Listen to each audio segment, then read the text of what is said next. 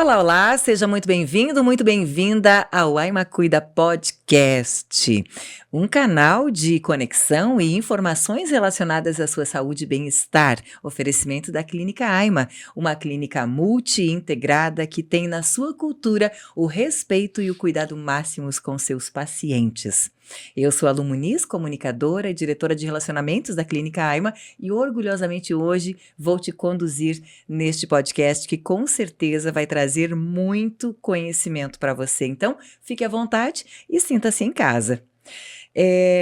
A gente sabe que os exames laboratoriais são ferramentas essenciais para monitorar a saúde, diagnosticar doenças e até prevenir problemas, né, de saúde geral e antes, claro, que se tornem graves. No Aima Cuida Podcast de hoje, nós falaremos sobre as principais conexões entre a boa saúde e os exames laboratoriais. E para conversar com a gente sobre esse universo das análises clínicas, recebemos o Dr. Cássio Quadros, farmacêutico e diretor do Laboratório Bergman, parceiro da Clínica Aima. Lembrando que o Laboratório Bergman é o laboratório que tem a nossa confiança, por isso acolhe toda a demanda de exames solicitados pelos nossos médicos ali na clínica. Todo o nosso quadro clínico confia também no trabalho do Laboratório Bergman. Então, doutor Cássio, seja muito bem-vindo com a gente. Prepare-se, porque hoje nós vamos perguntar tudo. Então, tá bom. Primeiro, agradecer o convite, né, Lu, pela oportunidade que tu tá dando, né? Imagina, para poder trazer um pouco de conhecimento, trazer um pouco para as pessoas poderem conhecerem um pouco do laboratório, né? E que a nossa parceria possa ser bem exitosa. Exatamente, coisa duradoura, né? Sempre com êxito, exatamente. Aliás, parceria é muito salutar em todos os negócios, né? A gente só vai mais longe apoiado por alguém, apoiando alguém. Claro. Essa é a nossa filosofia, né? Sem dúvida. Então, já queremos, claro, de cara conhecer, eu falei da confiança do Laboratório Bergman, né? Da nossa confiança nele, e isso tem toda a base numa história muito sólida, né? Há mais de 40 anos. Conhecer um pouquinho rapidamente. O laboratório ele foi fundado em 1981, né, por iniciativa do Dr. Kurt Bergman. Então são 44 anos de história. Olha só. Tá? É uma empresa que tem uma referência para o setor de saúde na cidade e na região. Certo?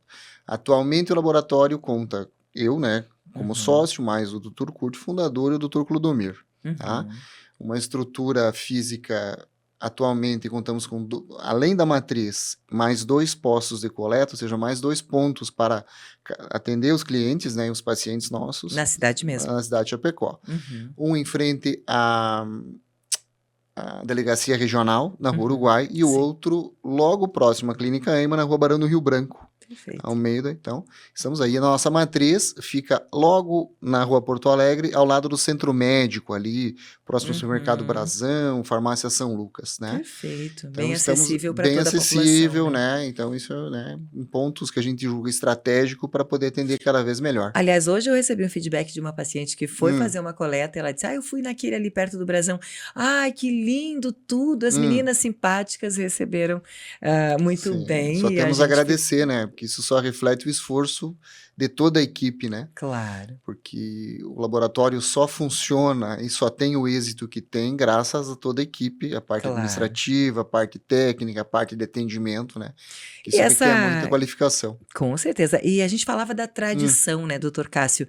Mas isso vem muito aliado à responsabilidade também, porque exames laboratoriais exigem essa seriedade, né? Tá lidando com vidas, assim como toda a medicina. Medicina, sim. Mas o exame é que vai dizer se a pessoa pode ficar esperançosa ou pode começar a se escabelar, né?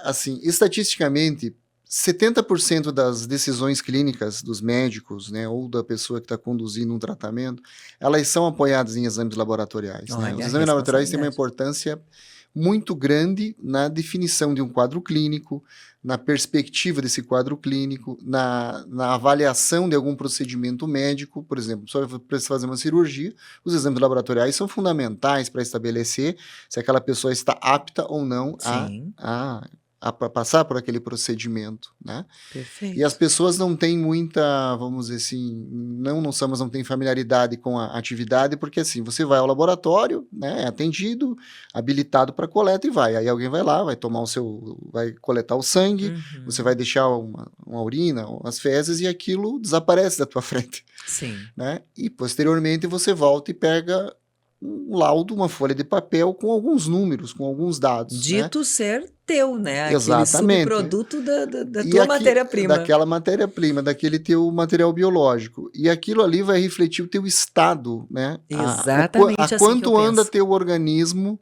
frente a alguns dados, alguns analitos, algumas substâncias que você tem. E isso é de fundamental importância para um médico poder vidas, conduzir, né, o tratamento, né? Fundamental isso. Mas salientando uma coisa, Lu, muito importante, né? Que o exame ele é fundamental, ele é muito importante, mas não se trata exame, se trata pessoas, né? Exatamente. Então isso é de fundamental importância das pessoas entenderem, das pessoas acharem que o exame ele vai resolver tudo, não. A ação do médico na conduta clínica é extremamente importante. Nós temos apenas o material biológico e analisamos e damos um resultado. Mas o contexto clínico, contexto orgânico, o contexto físico da pessoa, até emocional, é bem importante para isso, né? Exatamente. Mas salientar bem a importância dos exames na conduta clínica em relação à saúde das pessoas. Importantíssimo. Vamos adiante por aqui. Então, doutor Cássio, quais são os exames laboratoriais indispensáveis para acompanhar a saúde de forma preventiva? Se pudesse eu diria assim, dentro a gama de exames hoje vamos dizer assim, cada vez, vamos dizer, dado o avanço da tecnologia, dos estudos, da própria ciência, são possibilidades, eu não diria infinitas, né? Elas são finitas, mas elas são muito grandes, né? Nós teríamos, por exemplo, assim, a dosagem de um hemograma para avaliar um estado, se a pessoa pode ter um quadro anêmico, né, um processo infeccioso. A simples dosagem da glicose para estabelecer se essa pessoa tem um quadro de diabetes ou não, que é uma doença, vamos dizer assim, extremamente bem tratável, né?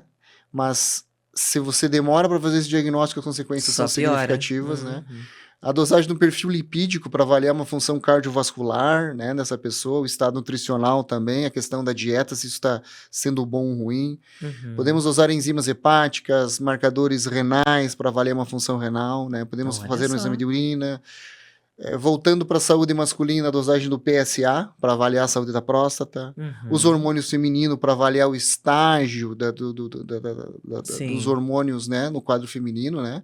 Tanto no início da vida da mulher, né? Quanto vamos dizer, próximo à menopausa. Então, idade madura. Na idade madura, então são infinitas as possibilidades, né?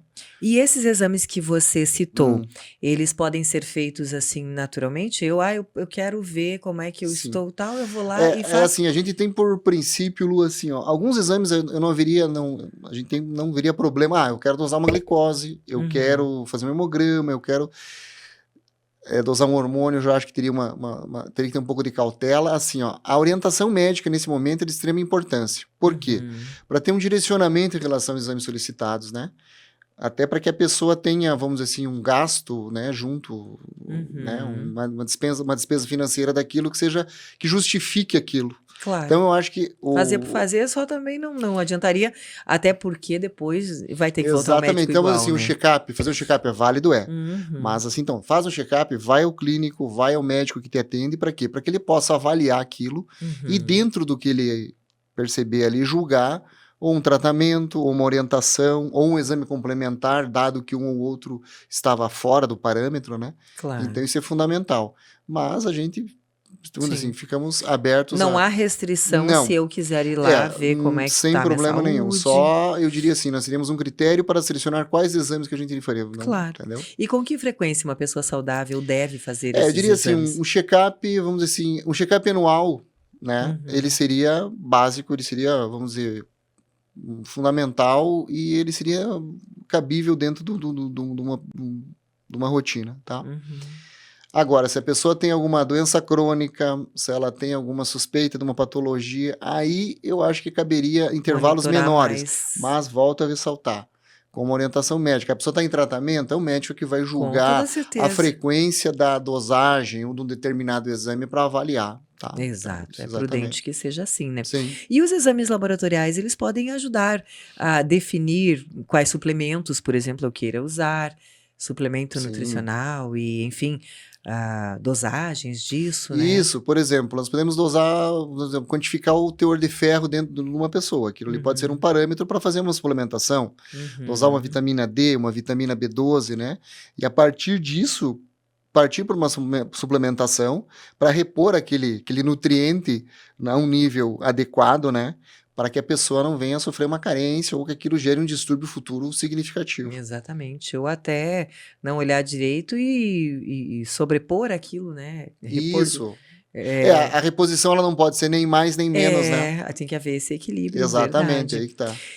E agora, quais são os erros mais comuns na interpretação de exames clínicos e como evitá-los? Porque erros podem ocorrer, penso que... É que a interpretação, ela vai, vamos dizer assim, se você tiver uma solicitação adequada, ou seja, personalizada para aquela pessoa, né, dado o quadro clínico daquele momento, você já vai eliminar uma série de coisas, né? Por isso que volta no que aquela situação de você fazer um exame sem uma orientação definida, né? Porque dosar, tu vai dosar, mas aquilo é significativo para a tua idade, para o teu contexto, talvez nem faça para a tua sentido. saúde, né? Então isso tem que tomar um pouco de cuidado, né? E volta no que eu falei anterior. Vamos tratar a pessoa e não o exame. O exame é um complemento de tudo isso. É bem importante isso. Boa. E com o avanço da tecnologia, quais são as novidades, então, que estão sempre surgindo, né? Sim. Nessa área das análises? Hoje vamos pensar assim, os exames genéticos hoje, eles estão num avanço significativo, coisas assim, com um respaldo científico muito grande, né? Então, isso é uma coisa. Outra coisa é o uso da inteligência artificial na condução clínica e na condução dos resultados de exames. Isso também está sendo já utilizado, tá? O processo de automação na execução dos exames, ela está possibilitando rapidez, precisão e exatidão, tá? Então, cada vez está se ganhando mais com isso. O avanço da tecnologia, ela não... Que coisa boa, né? Cada vez não para. E a gente, vamos dizer, sustenta muito da nossa atividade nisso, né? E a gente tem parceiros que também, vamos dizer assim, nos dão esse sustentáculo para produzir exames cada vez mais precisos, mais exatos, em tempos menores, né? Porque muitas vezes o tempo é significativo. Com certeza. Entre a coleta e o resultado. Para que o quê? Chega à mão do médico, a decisão clínica vai ficar mais facilitada em função do tempo. Quanto mais rápido em determinados casos, pode salvar uma vida Com até, certeza. né? A agilidade ali daquele resultado. Exatamente. Muito bem. A gente tem aqui umas notinhas, doutor Cássio, nós vamos discorrer sobre as principais conexões entre a saúde, a boa saúde, né? E os exames laboratoriais. Você concorda? Prevenção e diagnóstico precoce, né? É importante porque muitos problemas de saúde podem ser identificados antes que se apresentem. Essa é uma regra básica. Hoje se trata, com certeza, porque hoje se trata, vamos dizer, muito mais, a saúde ela tem que ser mais preventiva que curativa, né? E os exames são um excelente auxiliar para isso, né? Com certeza. Entendeu? Então isso é uma coisa bem, bem importante. Não tenha dúvida disso. Outro itemzinho aqui, ó, vamos discorrer um pouquinho. Avaliação de funções vitais, exame de sangue, urina e outros testes ajudam a verificar o funcionamento de órgãos como fígado, rins e coração? Sem dúvida nenhuma. Tu pode ter marcadores renais, onde tu pode identificar se o teu rim está funcionando, vamos dizer assim, dentro de um padrão normal, ou se ele está alterado, que daí vai partir para uma investigação clínica, né? Mesma coisa em relação ao fígado. Tu pode ter alguns metabólitos, né, enzimas hepáticas especificamente, que vão refletir, vamos dizer, o estado desse fígado, né, o estado funcional dele. Em relação ao coração, a mesma coisa, tá?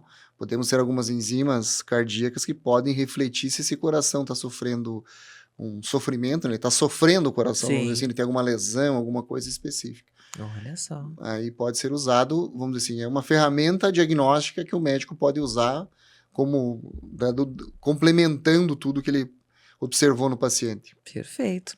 E no caso de monitoramento de doenças crônicas, para quem tem diabetes, por exemplo, hipertensão ou condições metabólicas, os exames laboratoriais permitem ajustes no tratamento e controle dessa doença? Claro. Por exemplo, um paciente, vamos falar especificamente do paciente diabético, quando ele tem alterações nos níveis basais de glicose, tá? Onde ele tem uma hemoglobina glicada, que é um outro marcador utilizado no monitoramento do diabetes, e ele está alterado. Aí o médico, por exemplo, pode adequar a medicação, instituir, por exemplo, regular a dieta, né? Adequar a dieta para aquilo, estimular o paciente a questão dos exercícios físicos, né? Então, tudo isso pode ser usado, né? Pode e deve ser usado. Né? Pode e deve, eu ia mesmo complementar. E aqui a gente fala novamente da deficiência nutricional e suplementação. Estes testes identificam, então, deficiências de vitaminas, a dosagem ideal e tudo mais. Então, já falamos sobre isso, já é... Sim. Né, fato real, concreto. Claro. Que nada de suplementar sem ver se está faltando. Porque muitas vezes tu pode suplementar desnecessariamente, né?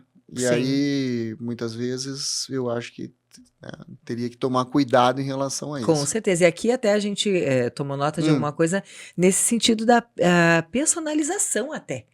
As pessoas, como está. Cada indivíduo é um indivíduo, né? Sim. Então, muitas vezes, a medicação que para um funciona, para outro pode não funcionar. Exatamente. E alguns níveis de algumas dosagens laboratoriais, para algumas pessoas, elas estão conformes. Até porque tu tem a questão da faixa etária, para outras pessoas não, né? Claro. Ou uma pessoa faz uso de determinada medicação, ela pode, aquilo é adequado para aquele momento. Então tem que segmentar bem, personalizar bem as coisas. Que universo vasto, né, de possibilidades para se cuidar de uma pessoa da saúde dela, né? Importantíssimo. Então, todo o exame ele precisa, ou a maioria deles, uma preparação adequada, né, doutor Cássio? Quais seriam as principais dicas, assim? Eu vou pensar em ir para o laboratório fazer um exame. O que mais se aborda dentro do laboratório é o jejum, né? Correto, né? Precisa ou não precisa de jejum? Tá? Então, há dosagens em que o jejum, por uma situação, ele pode não ser necessário. Né? O paciente está num quadro de dor, alguma coisa, o exame tem que ser feito naquele momento. Sim. Mas o paciente vai fazer um check-up, então, rotineiramente, vai se exigir um jejum, muitas vezes, de 8, 10 ou até 12 horas, em função dos exames, né? Então, isso é fundamental, por quê? Porque tu pode, se você não respeitar isso, tu pode ter resultados que não refletem a fidelidade do paciente. Claro. Tá? E aí isso vai refletir aonde? O médico vai receber o exame, né? E não vai ter um resultado real em relação ao paciente. Ele pode ou tratar ou deixar de tratar. Então o jejum é bem importante. O jejum adequado, né? Exatamente. Os alimentos gordurosos prejudicam? Eles podem interferir, mas se o seu paciente tiver um jejum adequado, isso não vai interferir, né? Ele não vai... sim, porque ele não vai interferir. Também... Até porque hoje as dosagens, elas têm uma especificidade, uma sensibilidade muito grande. Então, tu elimina esses interferentes, mas o jejum é extremamente importante. Perfeito. Tá? Hidratação.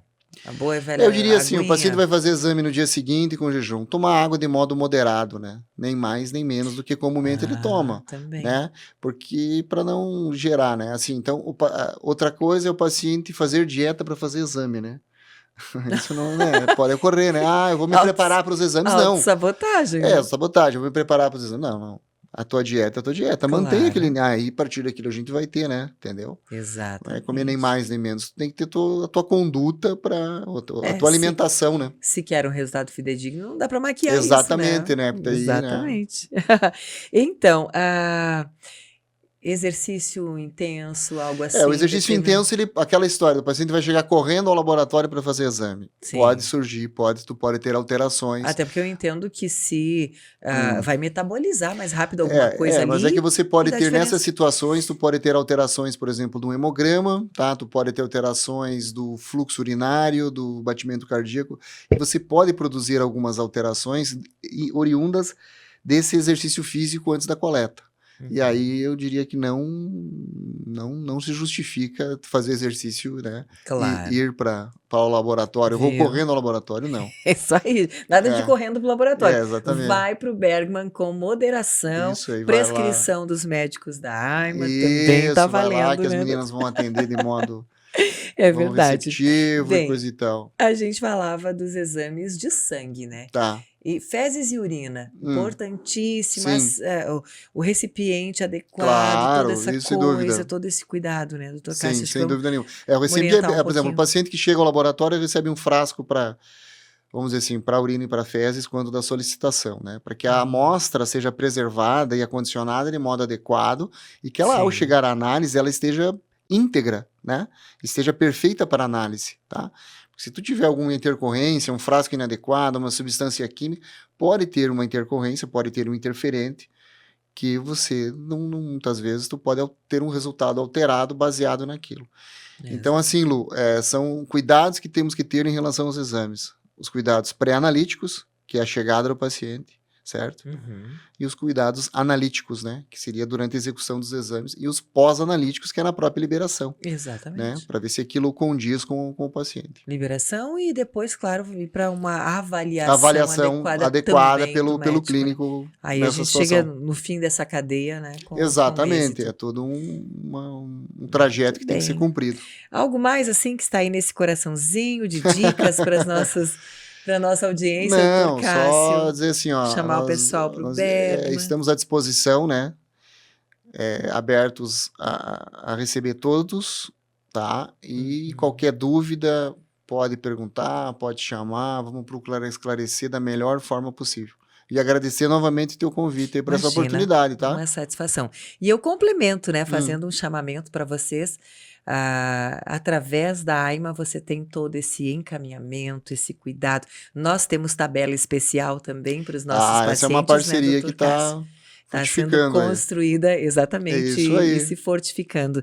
Que coisa boa. Muito obrigada pela presença mais uma vez. Tá bom, eu que agradeço. E que venham outras, né, para a gente trazer muito mais conteúdo aí para o pessoal. Vamos capacitar para isso. Tá certo. Então, muito obrigada pela sua companhia, eu espero que você tenha gostado, que a gente tenha contribuído positivamente para a sua vida e para a sua saúde. O episódio do AIMA Cuida Podcast de hoje fica por aqui, mas a gente te espera nos próximos, claro. Se você gostou do conteúdo, segue as nossas redes sociais, também nos visite ali na Barão do Rio Branco, bem pertinho do pronto-socorro da Unimed, bem no centro de Chapecó. Obrigada mais uma vez por você ter estado conosco, muita saúde para você e sua família. Tchau, tchau.